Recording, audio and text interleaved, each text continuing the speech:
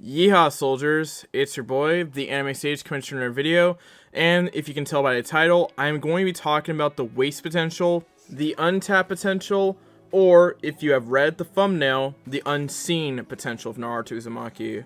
Now, if any of you are OGs to the channel, like real OGs, you remember an old video of mine called How I Would Have Done Naruto's Time Skip. Well, that video is old and was during days when I just showed one image and had little experience in editing, so that video could use an update. Though for this video, I am not only going to be covering the 2.5 year time skip, but also miss opportunities for Naruto to either get some real character development or new jutsu throughout the entire series. Except Boruto, because it's Boruto's turn, whether you like that or not. In addition to that, I will also be reading off suggestions from you guys, from the community post I posted a little while ago that you guys gave me, and incorporate them into my points, somehow.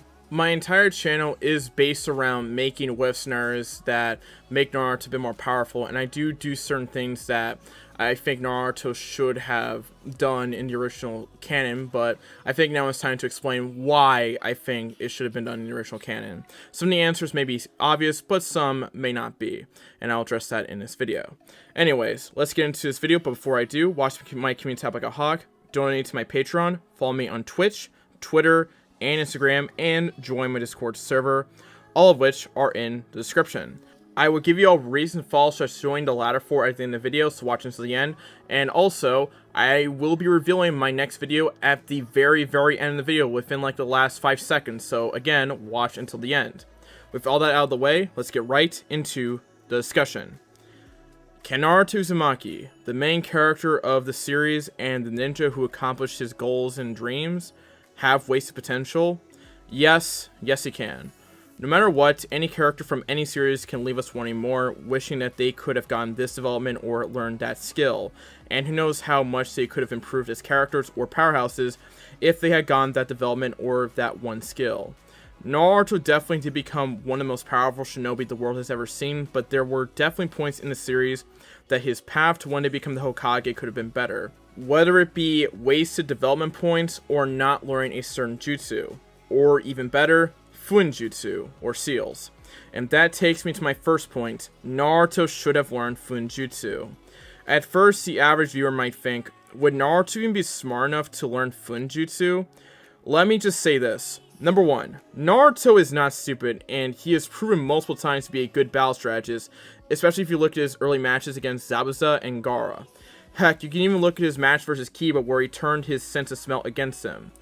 Yes, he might have gotten lucky by farting in his face, but an idiot is not going to think so quickly on his feet to the point he transforms back into Akamaru when he's found out by Kiba's nose, which causes Kiba to attack Akamaru and take him out of the fight. It's not Shikamaru's levels of intelligence, but it's definitely still ingenious. Number 2. Now, you may point out Naruto's academy days as proof that he wouldn't be good at seals, however, that doesn't work either.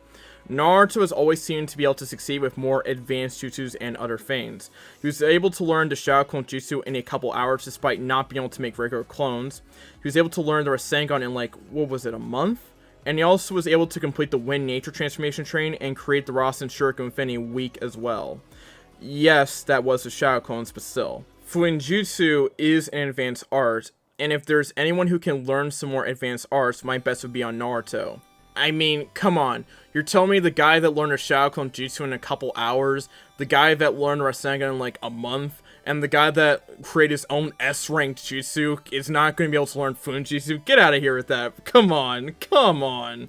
Plus, he's also an Uzumaki, a clan that specializes in seals, and the son of Minato, one of the greatest Fuinjutsu users in the Naruto-verse.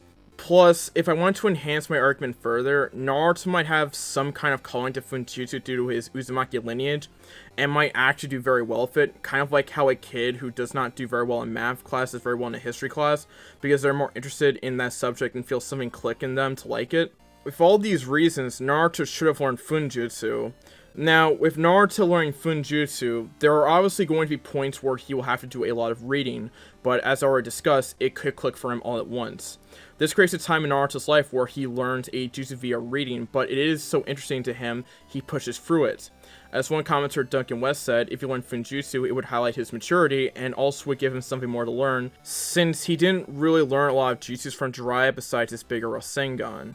If you give him the lessons earlier, before 2.5 year time skip, you could create a scenario where he is motivated to learn it because he learns a bit of his heritage. And if the truth is going to come out of anyone's mouth, it has to be from Jiraiya. We all know why. This would create a moment where Naruto is thankful to know at least one of his parents, mad that this was hidden from him for a decent majority of his life, allows the bond of Jiraiya and Naruto to grow, etc, etc. You could also create fun interactions where everyone is shocked that Naruto, of all people, knows how to use Funjutsu and is actually proficient at it. You could see moments where Naruto uses stuff like a paralysis seal and uses it on someone like Kakuzu in his battle with him, which allows him to use the Rasen Shuriken on him. And when he meets his mother, he could learn the Uzumaki seals from her. My boy Naruto already explained this scenario, but can you imagine Naruto pulling up to the battlefield using those Uzumaki seals? Heck, the Uzumaki were hardly explored and no one really used their seals. I mean, Karin did have her chains, but not the seals. And what better character to explore and use Uzumaki seals than the main protagonist whose last name is Uzumaki? And you gotta admit, Naruto pulling up to the battlefield and using those seals on top of his KCM would have been so badass. And it would definitely highlight Naruto's maturity if he's able to learn a new skill that is outside of learning it the practical way, but by actually reading about how to learn a certain skill. And I feel like the potential interaction between Naruto and other characters that would have spawned from this is too good to pass up. Though Naruto could have learned another jutsu that would have made a lot of sense for him, the Flying Raijin. And that will allow me to transition to my next point, Naruto should have learned the Flying Raijin. Now, you might be asking me why I didn't include the Flying Raijin in the Funjutsu point, and that is because the jutsu is a bit of a different beast compared to the Funjutsu point. I think the biggest complaint with giving Naruto the Flying Raijin, outside of the complaints that he couldn't learn Funjutsu because he isn't smart enough to learn it, is he would be too much of a Minato clone. Problem with that point is that he already has Sage Mode, he already has the Rasengan, he has a Toe contract, and even succeed where Minato failed by combining his nature transformation with the Rasengan, and even created the Rasen Shuriken. So that doesn't work, it's kind of a weak point. Another reason could be how it required 3 people to use a Flying Raijin due to the chakra cost for them, but that doesn't work either, since Naruto is a chakra monster, and if Minato didn't have a high chakra cost when using Flying Raijin, why would his son have to deal with it, especially if he learned the seal formula? And, I don't know, let's say he talks to Minato, and he tells him how to not have to deal with those drawbacks. I mean, I think that makes sense, right? I think it definitely makes sense. Now, I can't find any other arguments that would prevent Naruto from learning the Flying Raijin, except when we learn it, and that could have been its own arc by itself. Though, the best opportunity would have been to start it during a 2.5 year training time skip, and then finish it at some point in the story, maybe after the pain fight when he talks with Minato about finishing the formula and perfecting jutsu, like I said earlier. Though I will say the timing of when he would learn that jutsu is definitely very tricky. But if he did learn it, he would have gotten a very powerful tool, and he would have been continuing as far as legacy, which I think Naruto definitely would have liked to do. Though this jutsu doesn't create as many potential development moments as Funjutsu, it would be interesting to see Naruto having the pressure of continuing as far as legacy with the Flying Raijin, and see how that would transpire in a fight. But the moment he pulls out one of those Hirashin kunai, you know things are about to go down. Moving to my next point, missed jutsu opportunities. Naruto could have learned a multitude of jutsu, but to save time, I'm going to go cover some popular ones that you guys suggested. One person suggested he should have learned the Shadow Shuriken Jutsu and the Exploding Shadow Clones, and this obviously expands into his Shadow Clone arsenal, and I am actually annoyed he never learned something like this, because it makes total sense for him to learn it. He already learned the Shadow Clone Jutsu, what's stopping him from learning these jutsus? Kakashi's incompetence? It was like maybe a month or 2 after Wave, so why didn't he at least get one of these jutsus before the tuning exams? Come on, are you telling me Sasuke gets some new tricks before Naruto? I ain't even asking him to learn a nature transformation, just jutsus that expand on his Shadow Jutsu arsenal. Now, speaking of nature transformations, why did Naruto only learn the Wind Rasengan and the Rasen Shuriken? Actually, he didn't even use the Wind Rasengan, just the Rasen Shuriken. Why couldn't he have learned more wind jutsu like the Gale Palm and the Great Breakthrough, maybe some of the more advanced wind jutsus if possible? You're telling me Boruto gets the Gale Palm before Naruto? I know he's a prodigy and all, but come on. He already learned the wind nature transformation, why not give him some more wind jutsus? He could have easily cut the time with Shadow Clones and would make his jutsu repertoire look less pathetic and shallow. Which is something a lot of you guys talked about in my community post and is a common criticism for Naruto Uzumaki. his jutsu repertoire being shallow, which causes him to spam the same jutsus over and over again. This is why I expand Naruto's jutsu repertoire in my what ifs, because I really don't like his jutsu repertoire. It's literally just for Rasengan and Rasen Shuriken and Shadow Clones, and that's about it. It kind of annoys me. I mean, Naruto's a powerhouse, but still. Something else that would have been interesting is Naruto having a second nature transformation, which my boy CB brought up. And if I had the choice of one of the elements he suggested, I would have gone with water, as it is a natural counter to Sasuke's fire. Though it probably would have been wasted as another variation of Rasengan. Though, if I had a choice, I would have given him the water bullet and the water prison jutsu, and maybe some of the more advanced jutsus if possible, like the wind jutsus. None of these would contribute to much development, except showing how much stronger Naruto has become and creating rivalry moments with Sasuke while he was in the village, and some cool moments when he's using those jutsus against Sasuke.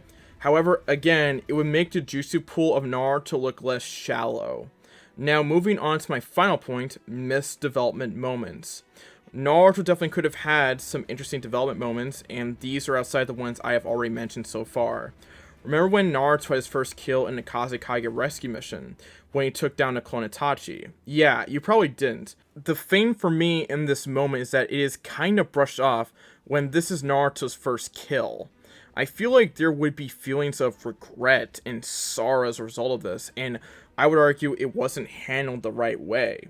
You may say, but Naruto is a ninja, this is expected, and yes, you are correct, but that doesn't mean he should just deal with it and move on. Killing someone, especially for the first time, is not the greatest feeling in the world, especially for someone who is 15 years old, and we all know Naruto isn't heartless. Something like that would obviously hurt Naruto, and I think there could have been a wholesome moment where Kakashi talks with Naruto, and talks him through that first kill, and could have told himself like, you may hate it, but like it or not, to protect your friends, you will have to kill people. And, I know this hurts, believe me, I have felt that pain before. Then he goes on to spiel about his first kill and kind of use it to help Naruto out a bit. And I feel like a potential moment like that would have been great for Naruto's development. It makes more sense than what happened in canon, though maybe I'm wrong. Another issue, though, is that Naruto seemed to easily get angry for some reason, and it's kind of weird because, especially in the beginning arcs of Naruto, because that wasn't fully explored as much, and I wish it was, because Naruto seemed to be, it was weird. It could have been like the influence of the fox. I don't know. It was just one of those moments that was weird, and I wish that could have been a bit more explored, because it seemed to be a bit off-putting, at least for me. Another thing that would have been pretty good would have been development between Naruto and Team 7, which would have included more missions together, kind of like what the filler in the Naruto anime did. Now, I know this most likely would not have happened because I'm not fully sure how many people would want to read that unless you make the missions interesting. And it could have also hurt pacing, but it definitely would have been great if Team 7 had gotten more development together from the original Part 1, because, well, I think the development was there. I feel like there could have been more development, obviously. Those are some of my ideas, and a brief one I have thought of is Jiraiya getting reanimated, which you guys also commented on in the community posts. The potential development of facing your dead mentor because someone is using the Edo Tensei is just a gold mine for development. Naruto and Jiraiya could have had a heart-to-heart with each other. Naruto reprimands Jiraiya for facing pain alone. Jiraiya sees Naruto using KCM and learns he also has Sage Mode and praises him for growing so much. And then, when he gets sealed up, he knows that the world is in good hands and Naruto will bring peace to the entire shinobi world. There's so much that could have happened here. I'm honestly annoyed that this never happened because a fight like that would have been incredible on so many levels. Not just from a hype perspective, but also from an emotional perspective. And again, it would have been great for Naruto's development. Moving on to my conclusion, Naruto Uzumaki had a lot of potential that could have been tapped into in the story, but it never was reached. I believe everything I have stated could have and should have happened in the original story, especially expanding his jutsu repertoire and Jiraiya being reanimated. But as much as I wish all of this had happened, I will always be happy with how everything turned out in Naruto's story. Without Naruto, I wouldn't have gotten into anime, and I wouldn't be where I am today. And as much as I get frustrated by the wasted potential of some of these characters, it's what allows me to do my job. And for that, I am thankful. I would like to thank Kishimoto for creating Naruto, Naruto itself for getting me into anime, but most of all of you, the people that watch me. Thank you all. Alright, that's about it for this video, and if you like this video, again, make sure to like, and also maybe comment some other discussion topics I could also make in the future. And if you have any what if ideas or fanfics that you want me to read, comment those down below. But for the fanfics, you should not only comment the name of it, but also link me the fanfic so I can read it myself. Okay? Good. Alright. In terms of videos coming up, I would again watch until the end. I'm going to reveal the thumbnails for those at the very, very, very end of this video. And let me just say, I'm actually between two videos, actually. So, yeah, just stay tuned for that.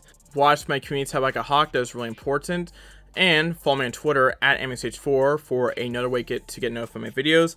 And you can also see some funny stuff over there. And I'm also the most active on Twitter, so you can interact with me directly. So, again, follow me on Twitter. Follow me on Instagram, anime_stage4 for memes and, yeah, just memes, but still follow me on Instagram. And finally, join my Discord server for another way to interact with me, another way to get notified of my videos, and also some other fun stuff in between, such as you get to see my thumbnails early, as well as some other fun stuff, such as, oh, I don't know, the ability to suggest me ideas directly. So, again, join my Discord server, which is linked down in the description. So, again, follow me on Twitter at AnimeStage4, Instagram anime_stage4, and join my Discord server. Shout out to my $10 patrons, their names on screen, and my $50 patron Anguish. If you want some more and get rewards to shoutouts like this, make sure you donate to my Patreon. And finally, if you want to see my podcast, follow me on Twitch, which is linked in the description as well. So again, follow me on Twitch if you want to see my podcast. Let's get to 43K and eventually 50K, and that's about it for this video. Make sure to like, comment, subscribe, turn notifications, and share the video. This has been your boy, the Anime Sage, sign out, peace, YEEHAW, Stephanie Shea, close out, bye-bye, peace. Hi, this is Stephanie Shea, voice actress for Sailor Moon, Hinata, Orihime, and you are watching Anime Sage.